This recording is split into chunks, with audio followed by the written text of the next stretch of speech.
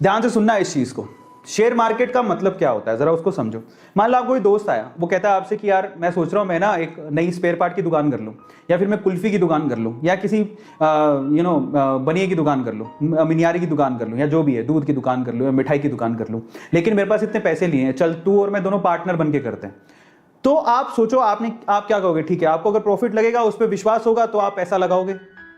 अब उसमें जब आप मान लो टोटल 1 लाख रुपए लगाना था, 50,000 आपने लगाए, 50,000 आपके दोस्त ने लगाए। इसका मतलब क्या हुआ? आप आधे उसकी दुकान के क्या हो गए? मालिक। अब अगर प्रॉफिट हुआ तो भी आप 50% का प्रॉफिट आपको जाएगा, लॉस हुआ तो वो आपको उठाना पड़ेगा। तो जैसी चीजें वहां पर अप्लाई होती हैं वैसी कुछ चीजें यहां पर अप्लाई होती हैं। शेयर मार्केट का मतलब क्या है कि आप किसी कंपनी के शेयर खरीदते हो। इसका मतलब आप उस पे जब आप उसका एक भी शेयर खरीद लेते हो ना, तो उस कंपनी का एक शेयर का मालिकाना हक आपका है। आप उस कंपनी के एक शेयर के मालिक हो।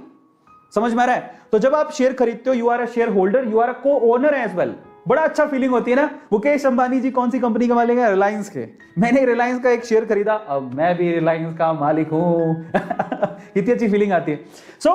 जब आप किसी का शेयर खरीदते हो, आप भी उसके ओनर हो जाते हो, आप भी उसके मालिक बन जाते हो। अब इन दैट केस जरा सुनना, जब आपने शेयर खरीदा, समझ में आता है? ऐसे ही फ्रेंड्स की कंपनी में भी आप भी ऐसे करते हो कि भैया आपको ट्रस्ट होगा तो आप पैसा लगाओगे, पैसा बढ़ेगा तो आपको फायदा होगा, और पैसा घटेगा तो आपको नुकसान होगा। सिंपल सी बात है।